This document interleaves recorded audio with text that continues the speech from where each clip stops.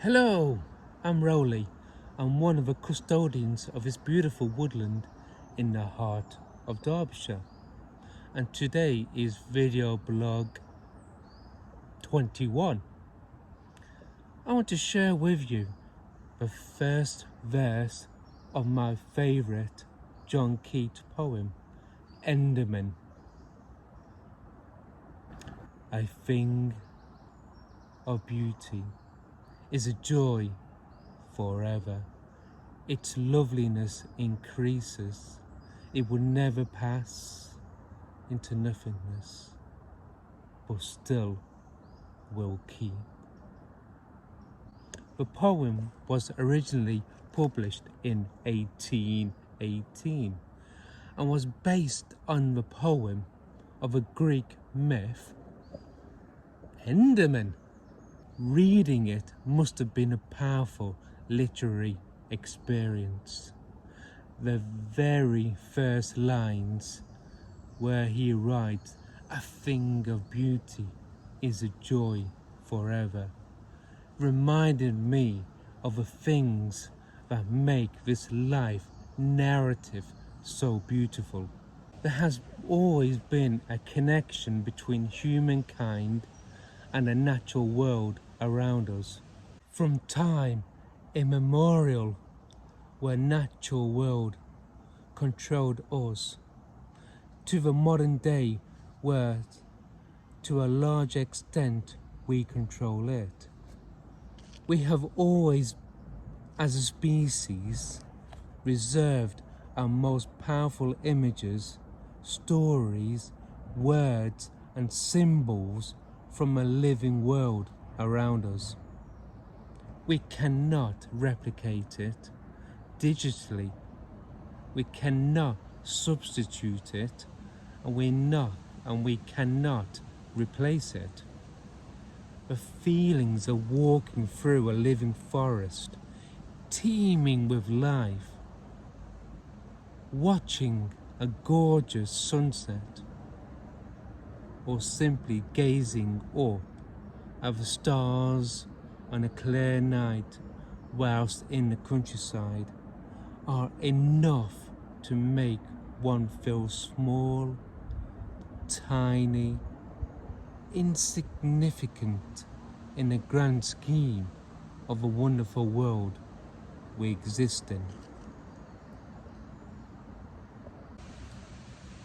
It reduces our worldly problems to insignificance and reduces the pedestal we humans have placed ourselves on. Just one tiny aspect of a vast galaxy. Going back to John Keats summed up his feelings in his beautiful poem, "When I have fears, that I may cease to be." When I have fears, that I may cease to be, before my pen has gleamed my teeming brain, before high-piled books in charactery hold like rich garners for full ripened grain, when I behold upon the night's starred face huge clouds of high romance, and think that I may never live to trace the shadows with the magic hand of chance. And when I feel, fair creature of the hour, that I shall never look upon three more, never have relish in the fairy power of unreflecting love, then on the shore of a wide world I stand alone and think till love and fame to nothingness do sink. Our worldly problems, our fears and hopes and dreams reduce to nothingness when we think of a wide world. You can understand what's so magical about the words of John Keats.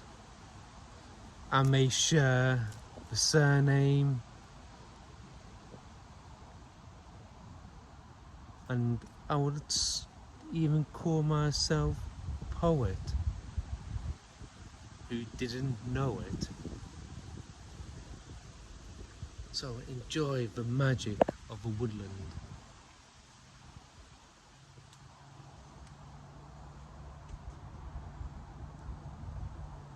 The song of the birds, the wind in the trees,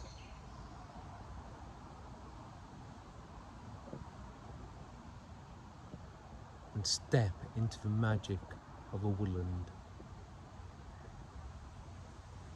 Just huge clouds of symbols of a high romance, and think that I may never live to trace the shadows with the magic hand of chance.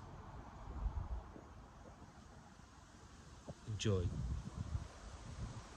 TTFN.